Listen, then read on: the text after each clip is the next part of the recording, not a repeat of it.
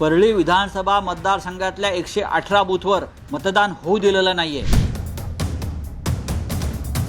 मतदारांना दहशतीनं बंदुका दाखवून पळवून लावलेलं आहे। हे देवेंद्र फडणवीसांना दिसलं नाही, निवडणूक आयोगाला दिसलं नाही। असला निवडणूक आयोग हा। धनंजय मुंडेंना कोणाचा राजकीय आशीर्वाद किंवा फडणवीसांचा, आणि तो का आहे? फडणवीस अजित पवारांचा। तो का आहे? हा, त्यांनी सांगावं, हे त्यांनी सांगावं। असं आहे की जर लोकभावना इतकी तीव्र आहे, धनंजय मुंडे यांनी नैतिकतेच्या मुद्द्यावर राजीनामा दिला पाहिजे। मी नैतिकतेचा प्रश्न काढतो। देवेंद्र फडणवीस आणि नैतिकतेच्या मुद्द्यावर मुंड्यांचा राजीनामा घेतला पाहिजे।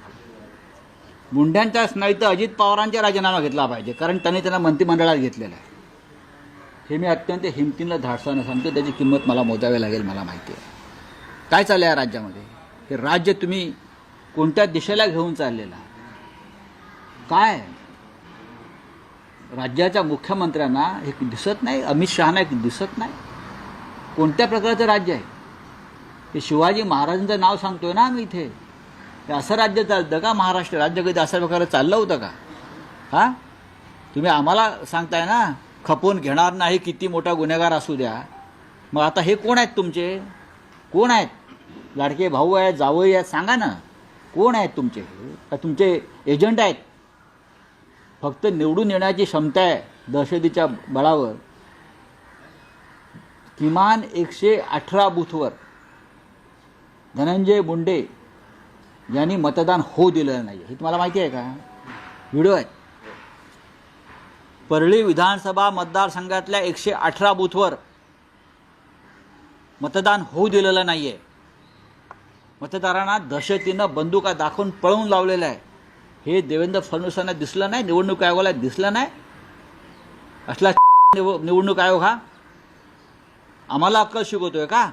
आमचा नियम लादतोय 118 ठिकाणी, आणि हेच यालाच अर्बन नक्षलवाद म्हणतात देवेंद्र फडणवीस। लक्षात घ्या, मतदान जिथे करू दिलं जात नाही, लोकांना रोखलं जातं, तो अर्बन नक्षलवादाचाच प्रकार असतो। आणि परळी हे त्याचं उदाहरण आहे। आणि महाराष्ट्रात अनेक ठिकाणी अशा प्रकारे मतदान होऊ दिलं नाही। तुमच्या नेतृत्वाखाली तुम्ही अर्बन नक्षलवाद्यांचे नेते आहात, तुम्ही कमांडर आहात अर्बन नक्षलवाद्याचे। तुम्हाला दुसऱ्यांवरती बोट दाखवायचा अधिकार नाही। अर्बन नक्षलवाद या राज्यात जर कोणी पोसत असेल तर ते देवेंद्र फडणवीस आणि त्यांचा भारतीय जनता पक्ष पोसतो।